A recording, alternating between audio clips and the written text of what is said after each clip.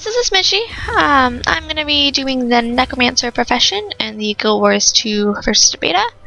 And this is my Necromancer. Her name is Vi. And first off, something that you start off with as a Necromancer is you get to summon a Blood Fiend. And each profession has a different way of healing. And the neat one that I find about this one is that in order to heal yourself, you can just sacrifice the Blood Fiend, and then you can, oh, look at all those bandits. Then you can heal. So, to start off, if it would load. Okay, so the Necromancer can use an axe, a dagger in the main hand and the offhand, a scepter, a staff, a focus in the offhand, a warhorn in the offhand, and then in the water, they can use a spear and a trident. So, it's a lot of fun. Oh, please don't. Yep, they're all attacking me. Let me kill these first, so I don't die miserably trying to explain.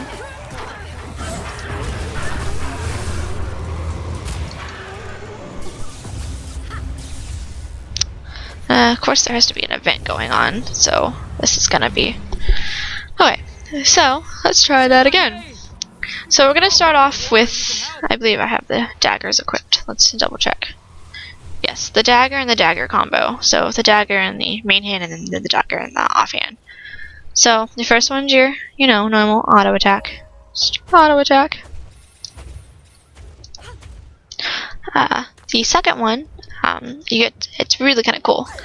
It steals health away from your foe and then it heals you. It's really I like that one a lot. So the third one and the dagger, it immobilizes your foe. So your simple little, how you kind of move. Alright, and the offhand, this one, it unleashes an insect swarm and it blinds your foes, and then it transfers 3 conditions to your target if it's a successful attack. So, just insects. And then the final one, you apply weakness and bleeding to the foes in the target area. So, you just target more glowing green magic. Alright, what are we going to do next? Let's go ahead and do the axe in the main hand and the focus. So, axe. Where's the focus? There's the focus. Alright, so to start off with the axe, I just like the ranger, I absolutely love axes. So the first one, simple auto attack. I'm out of range. Let's try that again. They'll keep coming, trust me. Auto attack. The second one, let's just go ahead and do the second one. Appears to be it. Let's go ahead and get that. Okay, the second one, you summon Spectral Claws, slash your foe, Quick Flurry. And then you gain life force. Let's try it out. Thank you. My cows thank you. Everyone who eats beef and drinks milk thanks. And that's what that does. So the third one, you damn will cripple nearby foes, and then you get retaliation for each foe that you attack. The Necromancer seems to be fond of the green glowing magic. Alright. So for the Scepter,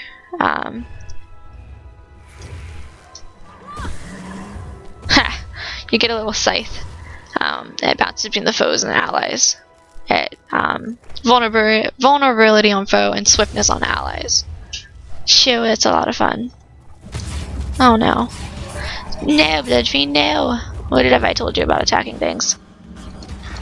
So, 4. Alright, and then the final of the focus is it inflicts chill on your target and removes 3 boons. So, that's pretty much it. Just a little passive thing. So, next, let's do the Scepter and the Warhorn. Okay. Scepter! And then another Warhorn. Scepter. Gonna start with your typical auto attack. More glowing magic. And it just beats the foe. The second one, this one's kind of interesting. Let's show you. They create these little hands, and they cripple the foes in the area. It's kind of creepy, but I guess that's what the Necromancer is supposed to be. The third one is you strike your target, dealing additional damage and gaining life force. So that was pretty much it. Alright, and then in the focus, 4 whale and a cone pattern that daze foes. Pretty self-explanatory. Now the fifth one I kind of like. It's a swarm of locusts, and it's just locusts everywhere, and it just cripples the foes. Okay, and then that should leave the staff. So let's go ahead and do the staff. Staff's a lot of fun. I think it looks pretty. Just pretty staff. Okay. Of course, simple auto attack. And I love that it turns into like a little scythe. That really entertains me. It's really neat. It's one of my favorites. Okay, so the second one, it inflicts bleeding and then grants regeneration to allies when it's triggered by a foe. So this is what it looks like. Little, skull on the ground. It's always a friendly welcome. The third one, another mark, and it chills.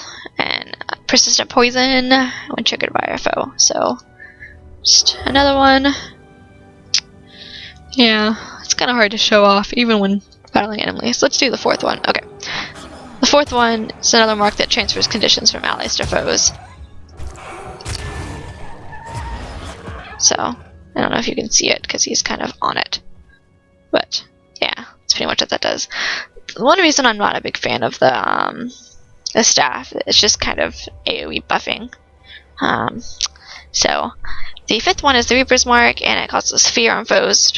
And more AoE nonsense. So,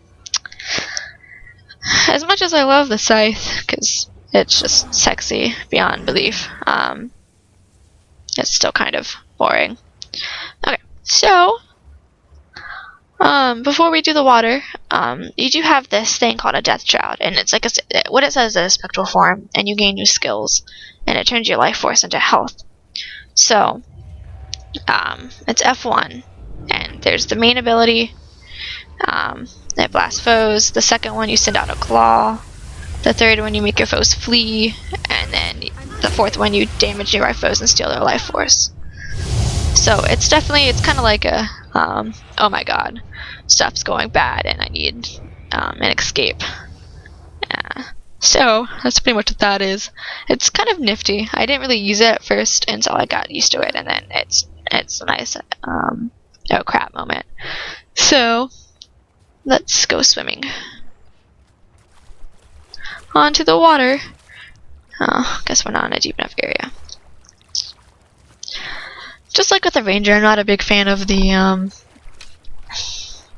water stuff, but it's just something to get used to. Water, you're gonna get deeper. Am I going in the right direction?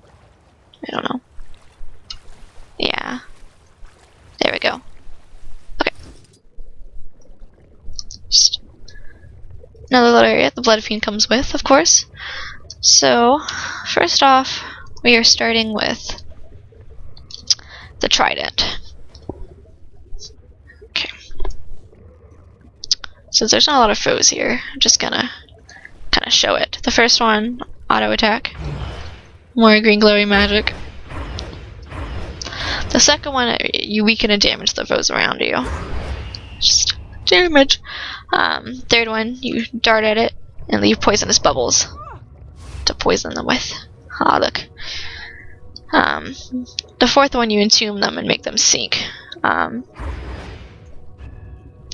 See if we can actually find someone to do that on. You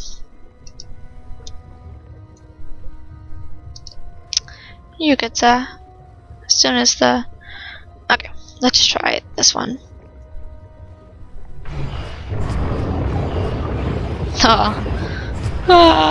Stuff's going down.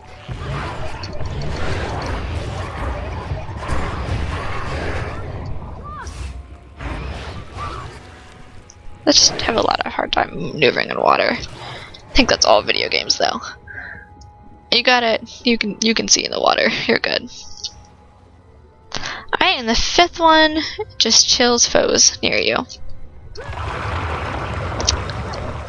Super pretty. If you can consider, you know, necromancy pretty, but alright. And then for the other one, the spear.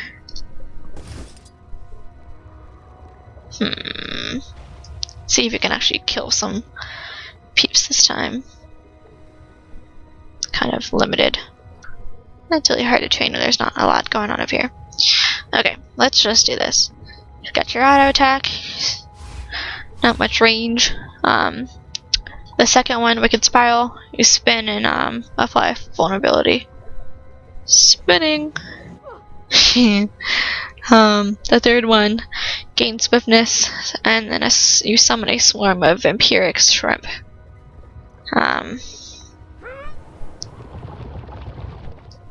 Pretty nifty.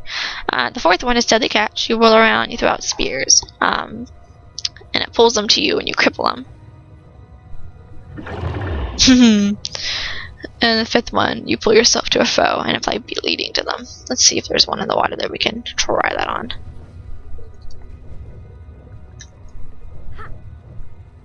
Obstructed. Can I get a little bit? Yeah, I don't think that's gonna happen. Oh well, that's pretty much it. I wish I could have actually done some combat for this one, but I guess not. So for your Death Shroud, it's also different in the water. Let me see if I can get through all the abilities without it running out. So you got your first one, you blast a foe with a plague, you transfer the condition. The second one blinds and poisons them around you with a dark cloud. The third one terrifies all foes in front of you with a wave of fear. Fourth one draws conditions from nearby allies to yourself and inflicts weakness on yourself. So that was a little quick, but I don't want to go battle a bunch of enemies just to fill the bar up. The way you fill it up is you kill things. But yeah, the F1, the Death Shroud, and this is also pretty cool. So I think that just leaves going over the skills. So like I said, you start off with a simple Blood Fiend. You can also get other ways to heal yourself without the pet, if you choose so, with your skill points. For utility, a bunch of wells that just, like this one, damage foes, transfer boons of foes, just stuff like that. You can also summon other minions. There's the Bone minions, the Bone Fiend, Shadow Fiend, which I want to get, and then Flesh Worm, and then you also get the Signets, which is just like on the Ranger, where there's passive and active abilities, and then some other interesting things that you can get, as well as your elite things. And I also, let's get to land. I do have another one of the pets unlocked. It's the Bone Minions. You summon them. They're just as ugly as the Bone Fiend, I promise you. You get 2 of them, and there's these little rat dead things running around. But if you hit 7 again, 1 explodes, and it does damage, and then you can hit it again, and it happens with the other one. So that's a lot of fun. Oh, I guess you didn't like that, did you?